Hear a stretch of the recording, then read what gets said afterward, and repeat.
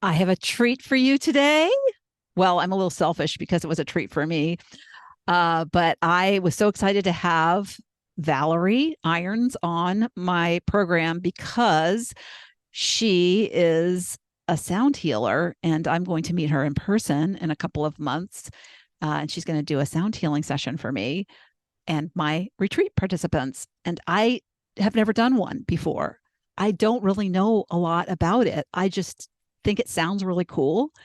And so this episode is me learning, and you, if you're curious, now you might not have even heard of sound healing, but it's a thing, it's a practice, and it helps you connect to your higher self. And so I'm very excited to try it. And if you haven't heard of it, now's your chance. You can hear all about it. You can hear how Valerie got started. She's a late in life person in terms of finding her gifts, which I love to use as an example. And she also talks about in the beginning of the episode, which is super cool, how she met her soulmate just in the past few years. And they didn't even know, she kind of knew. She had a dream. It's a really cool story. I'm not going to blow it for you. Let her describe it. But it was kind of cool how it all went down, and how happy she is. And truly just life keeps getting better for her. And she is, I think, 60 or 61. So yeah, I'm super excited for what you're going to learn and what she shares about her expertise, and how there's so many things in this world that can help us that we don't even know about. So I'm really excited to try this modality and see how I receive it and what it leads me to. Because these things I find, these different modalities that help us connect in a way that we haven't before, give us so much clarity in knowing. And in this busy world we live in, it's so hard to do that. So when you can find these things that work and take the time to do them, it makes such a difference. We get guided from that knowing that's inside of us. And so many of us can't hear because we're so used to the noise around us. So here's Valerie, and here's her amazing story and her gifts that she has learned later in life. Enjoy. Welcome to another episode of Living Your Spark to Second Half. And I am very, very excited about today's guest, Valerie Irons. Valerie and I just met recently because I contacted her about an upcoming retreat, my retreat that I'm doing in Sedona in September. And Valerie is going to come do a sound healing session. So welcome. I'm so excited you're here. Thank you, Lori. I'm excited to be here. And we've been chatting, just met. I mean, we talked on the phone about coordinating the upcoming retreat. But yeah, this is the first time I got to see her on video and talk to her. And I was so excited because she is in her second half. And I was like, oh my gosh, it's going to be perfect because everybody's coming to the retreat is in their second half. And if you're not on my YouTube channel, you should tune in because she's got the most beautiful long gray hair, silver locks. I love it. I love it. All right. So I'm just jumping out of my skin to talk to you because we were talking before I hit record that she's found she's had this divine union with her soulmate who she's been searching for her whole life. Well, maybe you weren't searching, but you were waiting. So let's start with that. I mean, tell me, I know this is, my listeners will love this because I love stories, and everybody loves a wonderful love story. Yeah. I was single most of my adult life. I never married, and I had been single, and I was single for 15 years and celibate for 13 of those years because it just didn't matter. I didn't want any of that didn't have the heart fully engaged. And we got together when I was 56 years old. I'm 60. Wow. So we've been together about 4 years. We had been friends for 7 years before we got together. The night that I met him, he had moved to Sedona. And I had psychic readings periodically. And they all said the same thing. You've got somebody coming. And he's a musician. He's from California. And he plays didgeridoo. He makes didgeridoos. And what is that? A didgeridoo is a musical instrument made in Australia by the Aboriginals. And it's made out of wood, and you blow into it. It's this long, long, long piece of wood. I've seen that. That's Yanni does that. Yanni has had, I've seen a Yanni, you know who Yanni is? Yeah, I do know Yanni. Yeah. And he's had, I've seen him in concert. With a and he has player. Somebody doing that, playing that. I know exactly what it is. And it makes a low humming, yes, kind of humming sound. So my husband plays didgeridoo. And so when I met him at a concert that I had brought to Sedona. And for once I was at the door. I'm never at the door at those concerts. I always had somebody doing the tickets.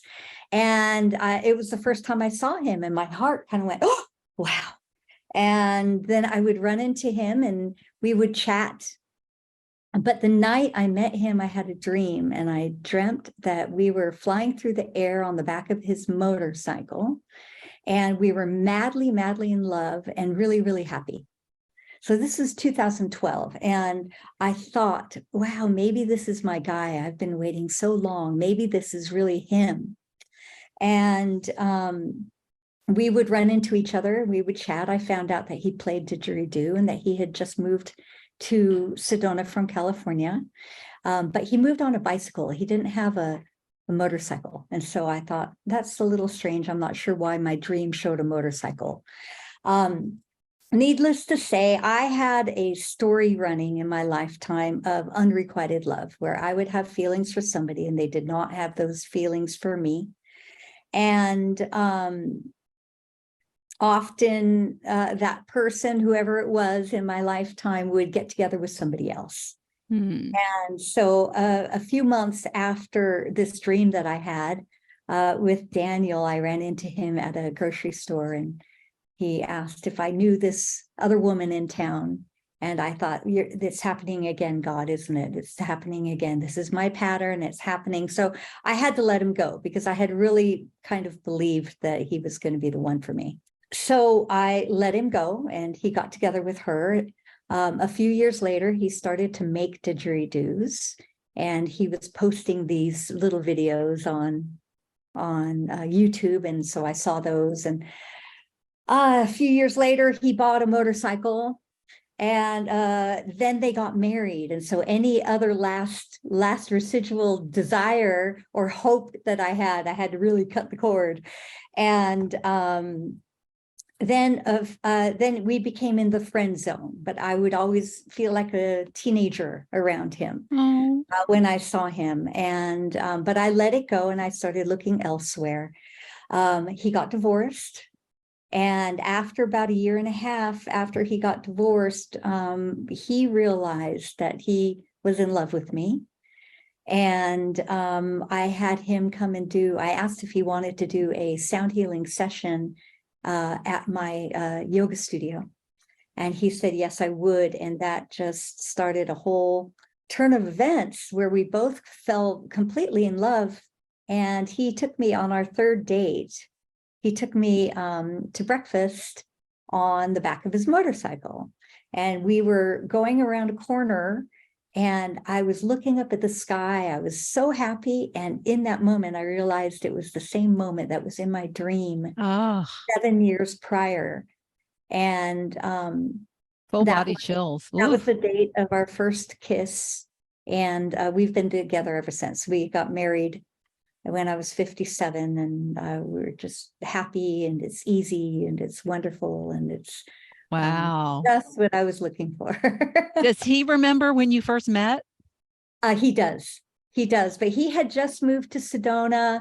He wasn't really looking for a relationship. He was just looking for a new life and just diving into what he could find here, because it's so interesting when you move here. There are so many new and wonderful things to do and explore. It's so interesting because so many people would just move on and settle for something. Yes. Not too many people are brave enough to live alone. Yeah, it was to be patient and to wait. It was hard, and I was still looking. And the same pattern kept repeating itself, and my heart just couldn't take it anymore. So it was easier for me to actually focus on my talents and my gifts to offer back to the world, and to find out who I really am. And I had all this time to explore my creativity, to explore my passions, and to really stand firm in who I was becoming. I really got to become me during all that time of being on my own. Yeah. So take me back, as a sound healer, is this something that you learned to do later in life? What did you do earlier when you were younger? When I was younger, in Los Angeles, I used to work in the film industry, and I've always kind of been behind the desk, behind the computer. I'm good with details. I'm good with organizing. And so I was often organizing the shipping of equipment overseas, and airline tickets, and organizing film shoots, and TV commercials, music videos, and things like that. So I've always been really good with my head and with my organization skills. I moved to Isn't Sedona. that interesting? I mean, to me, because, I talk about so much, because I led so much with my logic brain. My logic brain just drove everything. And I just suppressed everything that came from my body or my heart. And so it's interesting because you're so like heart centered and focused, but it's not to say that you can't be heart focused and do like logistical organized things, but it's just such a logical minded job that it was completely logical minded. And I think that a lot of women in this day and age, we kind of have to do that. So sometimes we're on our own, sometimes other things happen, but the world out there kind of requires us to take out our own trash, or to take the reins in our hands and lead with our masculine. Yeah. And so it wasn't until I was in my late 40s, early 50s, that I really started to lead or bring up my feminine to meet my masculine, and to balance that out. And it's so much easier in this world to have that balanced. But creativity certainly helped with that. Yeah. Certainly helped with that. What led you to Sedona? How long have you lived in Sedona? And there is an attraction. My coach moved from Laguna Beach to Sedona. He was a big surfer, and he was just like, Sedona's calling me. And during COVID, he moved to Sedona. Oh, wow. Is he still here? Oh, yeah. He's bought a bunch of properties. In fact, the property I'm staying in is one of his properties for the retreat. Yeah. Amazing. Yeah. Sedona, I had some friends here. And he kept inviting me. He and his wife kept inviting me to come. I was going through my dark night of the soul in Los Angeles. And that's where I had the rug pulled out from under me regarding reality. And I was trying to put my pieces back together. And I've been here 22 years now. I finally, after years of his inviting me to come visit, I finally came to Sedona. And when I came, I realized that I'm so much closer to God in nature. For some reason, I can really, really drop into that place of peace and be in nature with that. And so I also felt like I was with my peas in a pod. Wow, these people are my peas in a pod. I don't have that in Los Angeles. So it took a couple of years, but actually right after I came home and I started to pack my little apartment in West Hollywood, and I had 3 boxes in every room. It was just a 1-bedroom, and one box was giveaway, garage sale, keep. And so I was slowly putting things in, easygoing. And one day I said, okay, God, either a place to live or a job, and I'm there. And I went next door to a birthday party, and I could hear my phone ringing. And when I got home from the birthday party, I checked my messages, and it was a friend of my friends here in Sedona who said, are you really moving here? Because if you do, we have a job for you. And it was literally within 30 minutes of my stating that to the universe that I had an answer. And so I moved in October of 2001, which was less than a month after 9/11. Right. Yes. That's when I made my move. Yeah. Yeah. That was a scary time, wasn't it? It was a terrifying time. And in living in Los Angeles, everything felt very heavy. And there was so much fear in the air. Yeah. And so it was a good time for me to go. Yeah. Yeah. So can you describe for my listeners what you do? I mean, Right. you said you explored your talents. Yeah. Clearly you didn't even realize you had these gifts. Right. And that's one thing that I love telling people they have gifts that they don't even know they have. Oh, it's so exciting. Yeah, because we think we're supposed to be born with our gifts and we're supposed to know them, or we think that like I read this article recently about like soft skills and hard skills, and that we think our gifts are sometimes they're not tangible gifts, and so they're harder to define or identify. And so it could be a curiosity or a love of something that actually turns into a gift of that you can like teach people about this thing. So yeah. So how did you learn what your gifts were, or how did you take those steps to find them? Okay. So when I first moved to Sedona, I was making art, and I'm going to be an artist. I'm going to do this and that. And in about 2005, a friend of mine was just doing a little practice session with me, and she said, sound healing is very important to you. I wasn't thinking about sound healing at all. I was in a little group that we would get together and rattles and little bells, and we would sing, and that was it. But she never mentioned anything else after that, and I never asked her further. But she planted a seed at that moment. And she was a psychic, did you say? She's very psychic, and she was doing a session with me, but that's all she said. She said, sound healing is very important to you. And so 2 years later, I found myself at the gem show in Tucson, picking out a crystal bowl. And when I was looking at it, it was the note of an A sharp. And I discovered in that moment that A sharp correlated with the pineal gland, which is the gland that's right smack in the center of our heads, and they call it the gateway to God. So I learned that all of our chakra system, our chakras have notes. And I know, right? So all of our chakras have notes. There's 2 schools out there. One of them, the one that I learned, and that's the most common, it starts with the root chakra, which is a C, and it goes C for the root, D for the sacral, E for the solar plexus, F for the heart, G for the throat, A for the third eye, and B for the crown.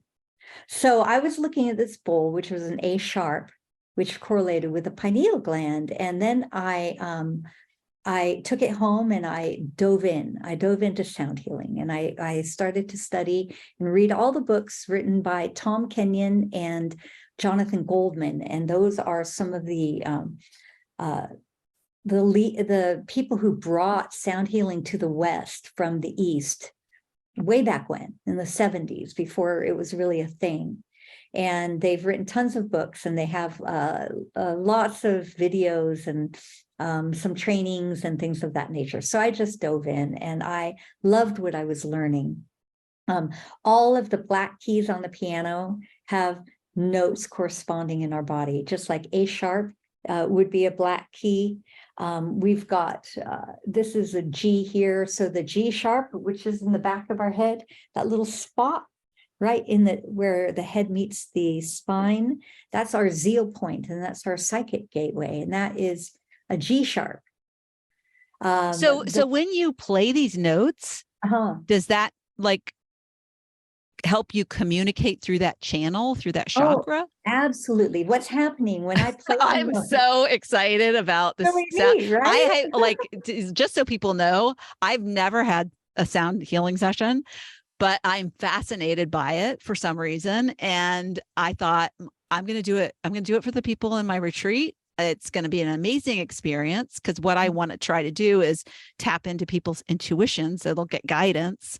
So a lot of intuitive content and stuff that we'll be doing. And I can't tell you how excited I am to know that like you can communicate through these different chakras and centers. It's absolutely crazy. Yeah. What's happening is that I'm playing music. And every time I hit a note, that note is a frequency, and the frequency travels through the airwaves, and it enters a person's field, and the frequencies in the field want to tune up to the frequency that's coming in. So everything is in harmony.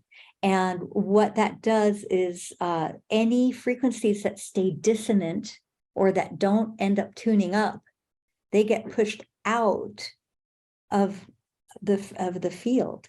So you're left feeling clean and clear and washed. That's why they call them sound baths, because you feel like you've been cleansed from the inside out. Oh. And the chakras love to hear their notes, but they'll tune up to whatever the notes are playing. They tune up to all the frequencies coming in, but they have special notes that vibrate their specific frequency. I'm curious about, do you know much about human design? A little bit. I know what I am, and I know I don't know enough probably to go into a deep conversation. Yeah, because I have a lot of open centers.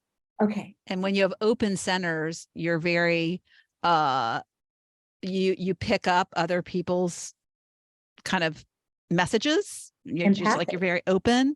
Yeah. And I think it's one of the reasons, because I have an open root. And I think it's one of the reasons I've always been like, when people share their opinions or their perspectives, I've always been open.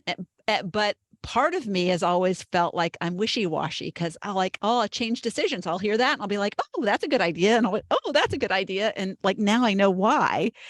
And so I thought it was interesting. I didn't know how music played into whether you have an open or closed center, but we don't have to go there. I'm just fascinated with it.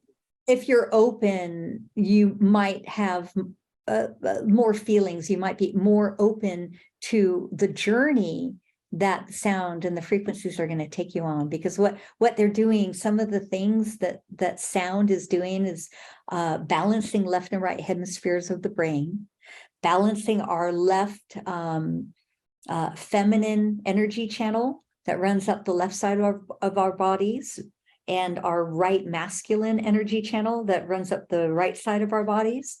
The right is our doing, it correlates with the sun. Our left is our receiving, our feminine nature, our intuitive nature, and it correlates with the moon. And then it's working with your nervous system, putting you into a parasympathetic state, which is deep relaxation. And in sympathetic, it's like deer in the headlights. Oh, what's going on? Yeah. And we've all been fight there or flight, right? Fight or flight. We've been there for a few years. Yeah. So this is really good for people who are stressed out, like totally. to de-stress. Yeah. Absolutely. So what's happening in fight or flight, the brain stops regulating the organs. It's the main organ regulator, and the organs kind of go rogue and start to regulate themselves, which is not healthy for our bodies. Yeah. And the vagus nerve gets tensed up, and the vagus nerve is in charge of our breathing, our heartbeat, our digestion. And that wreaks havoc with our bodies as well. So when you're brought back down into a parasympathetic state, everything can go, big relaxation. Everything is back online, running well, and you can relax very deeply, very, very deeply. And then it works with brain waves, putting you into a theta state.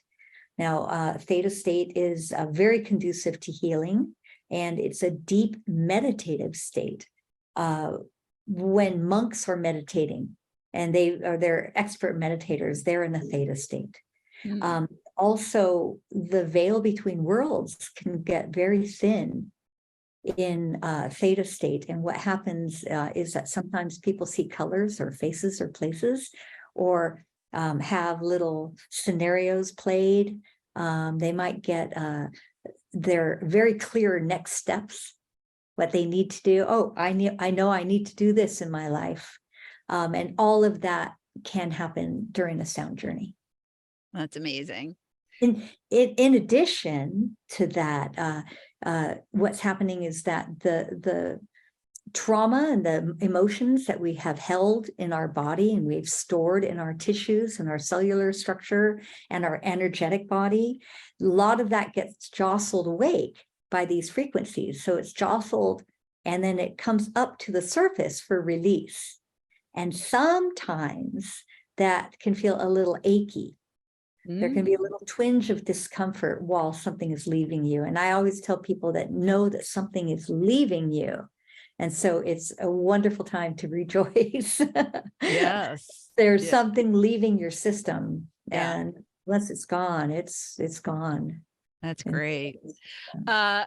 You said that you are an artist. So one of the things that I'm curious about is, were you a musician? It's interesting that you are now married to a musician as a sound healer. Yeah. He does sound healing also. It's amazing. Oh, he does? Oh, did you turn him on to it by chance? No, we both do a couple of things, and we came together, and so we enjoy doing them together now. Oh, that's great. So were you more of a, when you say an artist, I know there's different types of artistry. So were you a musician? You seemed to, like, when you said you picked out a sound bowl that was A sharp. I don't think I would know A sharp from B sharp from C, whatever. Yeah. Right. When they sell the bowls, they tell you what note.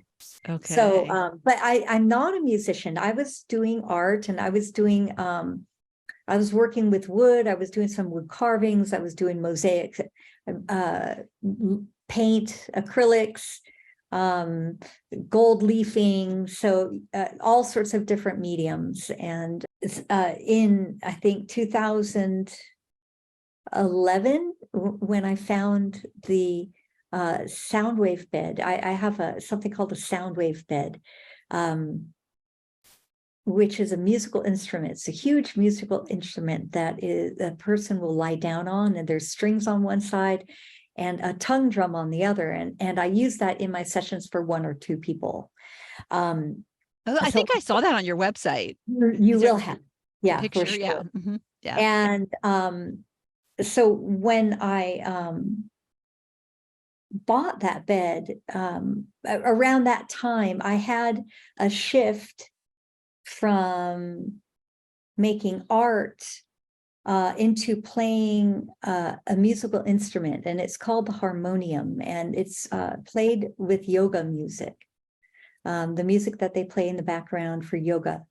And I've learned to follow my heart. Usually if it's soul guided, my heart will kind of warm up, and a warm feeling will appear in my heart, kind of like a heart fire. And it led me to play this musical instrument. And at the same time that I was starting to play this musical instrument, I bought my first bowl. So I had two different things happening at the same time. I went on a complete path with the music, and was in a band for a while, and playing doing what, like, were you playing bowls in a band? No, I was playing this harmonium. Oh, the harmonium. Okay. So we were doing yoga music, Okay. for several years. And at the same time, I was building my sound healing business. Okay. I have to look up a harmonium and what it looks like. Yeah, it's a really interesting instrument. Originally, I think it was French, and it was on spindles, but they knocked it. When it went to India, they knocked it onto the floor so they could sit cross-legged and play it. And it's very similar to an accordion because it's a billows instrument. So you play it, the keys with the right hand, and you play the bellows with the left. And so I had both those going at the same time, and now I've been leaning more into the sound healing, the sound therapy mostly. Yeah. Yeah. And one of the things I'm excited that you're going to do, because we talked about customizing the session a little bit, because I also wanted my participants to experience yoga nidra.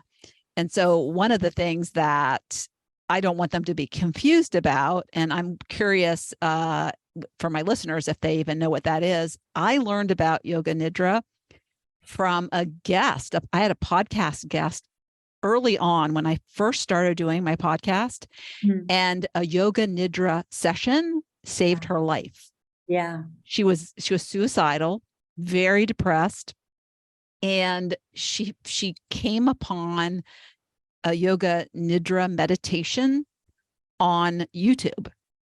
And she said she laid down on her floor, because this is like, you think of yoga, sometimes yoga can be intense in terms of like the moves and stuff, but this is just like, this is not yoga. It's like you're in yoga clothes, you're on a yoga mat. And I think sometimes people do it after the yoga tough part is over. I don't know. I went on a retreat, a yoga retreat, and they did a yoga nidra at night in a couple of evenings, and it was so amazing, so peaceful, so like getting clarity and all that stuff, puts you in a different state. I felt that.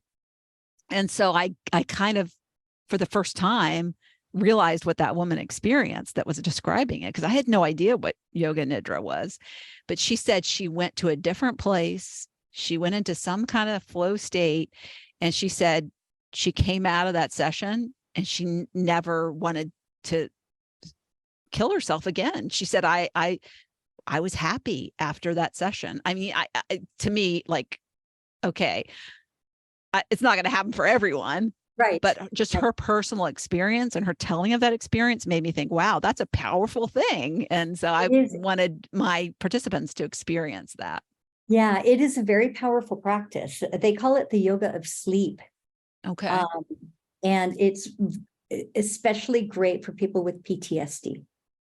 There are a couple of different styles of yoga nidra, but in one of them, in the relaxation mode, after relaxing every part of the body, you can put in pairs of opposites, which allow the nervous system to go from maybe picturing a beautiful rose in bloom to picturing a grave site. Let's see, they're completely opposite feelings that they're going to create in the body. And so when you present those pictures into someone's psyche, into someone's consciousness, it can allow the intensity of feelings for some of their PTSD triggers to lessen by doing the opposites. That's not the kind we're going to do for your retreat, but that is one of the kinds of yoga nidra that can happen, that can really, really, after some time, it can help people who have PTSD and who have a lot of anxiety. It can shift them. Oh, so that's a great tip. So anybody who's listening who has never heard of yoga nidra but suffers from anxiety, probably panic attacks, or PTSD, because anybody can suffer from that, or you have a partner who suffers from it, then suggest yoga nidra. Try a session. Look it up. Yeah, and there's YouTube videos that have them too, because that's what she did, and now she teaches it. Yeah. Amazing. And she's That's on the beautiful. app. There's an app that there's different teachers on. I can't remember the name of it all. Insight. I think it's Insight Timer. And I've heard of Yeah, it. she's one of the teachers on that. Yeah. So it's Wow, that's so a cool. beautiful So story. cool. Yeah. All right. So you do breath work as Yes, well. So yes. multi-talented, super, super talented, many gifts.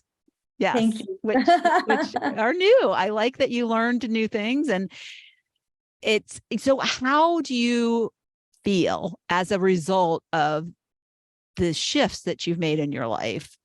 You sounded like you you said you describe it as a dark cycle or what did you Dark call night it? of the soul. Dark Dark night night of of the the soul. soul. Yeah. Yeah.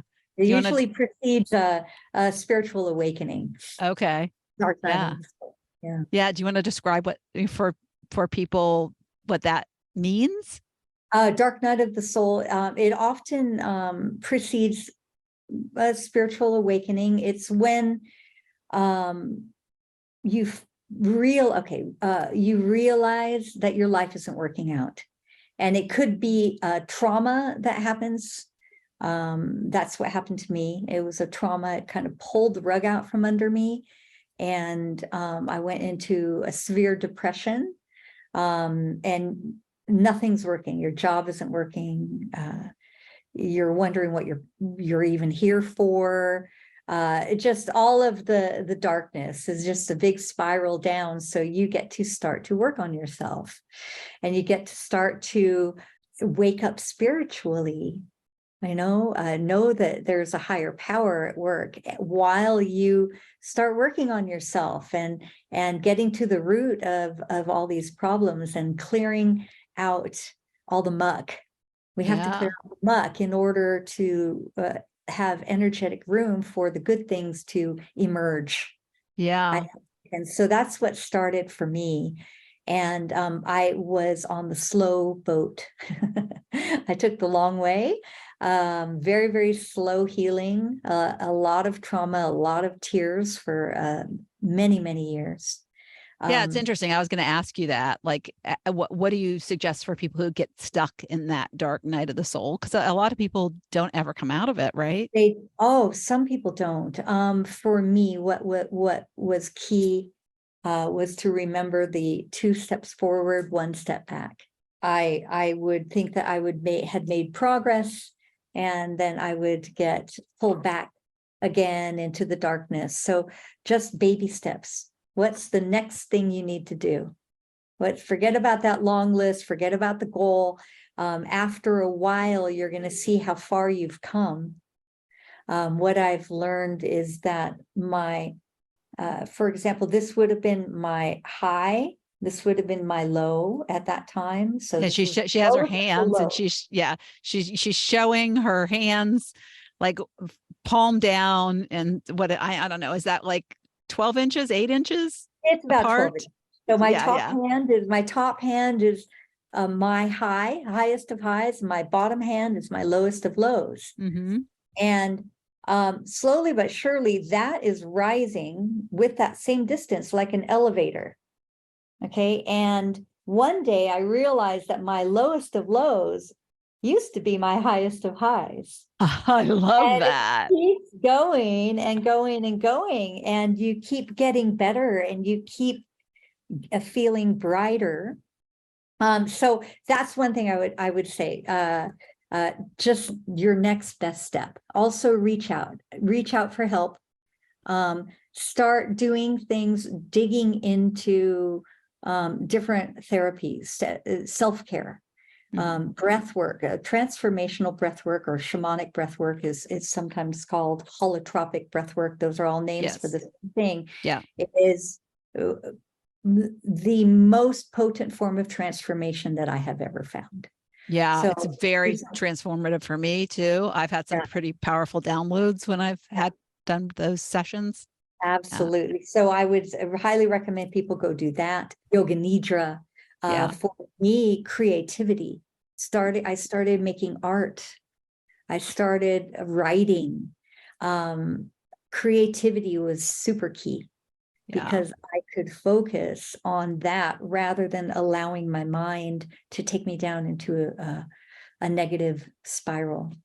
Yeah. And at some point you realize that the mind isn't your friend, and not to listen to what it's telling you. Yeah. Yeah. And that became key for me as well, but that came much later. Yeah. Well, there's a lot more I want to talk to you about, but we're going to have a part 2. And I suggest we have a part 2 after my retreat. So you can come back on and we could talk about our experience together. Wouldn't that be cool? That would be fantastic. Yeah. Yeah. And as we close, what would you say? Because I feel this amazing spark from you. You just you seem so at peace. And so I guess my question for you would be, what are you most looking forward to? You know, the aging process, a lot of people fear it. A lot of people dread it. A lot of people fight it. So what sparks you about your second half? I have slowed down, first of all. I'm not doing the grindstone anymore. And so I've also moved out into the country. And so what I really love is downtime. I love my peaceful downtime. I love being by the creek and hearing the water and the wind rustle through the trees and the birds and watching the hummingbirds. It's so stereotypical of what I would see in my grandparents or other people's grandparents. And I get it now. I get it. It's time with friends. It's travel. It's quality time with my partner. Those are the things that are the most important. Those are the things that are really exciting to me at a nice, slower pace. Yeah. And also knowing myself. Yeah. Knowing myself. I know myself now. And that is the biggest gift in order to be able to take it easy in this last chapter. Yeah. I think, and I think because this is my own personal experiences, a lot of the busyness of life, uptime, if that's what you want to call it, is the opposite to the downtime. I think is us avoiding finding ourselves. Oh, that's a good point. It is actually. Yeah. So if you're a busy person, maybe think about, you might be a little disconnected, and it might be worth exploring and getting to know yourself better, because you probably like what you find out. Yeah. Just take that mask off that we're parading around in our busy life with, and like unleash the real you inside, as I like to say. Yes. And when you show up that way, you find the right people. That's right. Yeah. Your peace, like you and your love. It's so exciting. Yes. Yeah, absolutely. We couldn't have gotten together 7 years earlier. That wouldn't have been able to happen. We both had more work to do. Yes. Yeah. I love that idea. Thanks so much. Can't wait to meet you in person. I can't wait to meet you in person too. Yes. Yeah. Thank you for having me on. Okay. Bye. Thank you so much for tuning into the Living Your Spark Second Half podcast. If you'd like to watch my guest interviews, you can find the video version of this podcast on my Not Your Average Grandma YouTube channel. Also, you can check out what I have going on at the moment by going to my website at notyouraverage.grandma.com, or find me on Instagram or Facebook at Not Your Average Grandma. If you like this episode, please mention it to a friend, and don't forget to leave a review so I know the topics you like best and can bring you more of that content in upcoming episodes. Last but not least, remember to always listen to that inner voice that will never steer you wrong, and make living from the most sparked place possible your biggest priority. When we do that, we make the world a better place.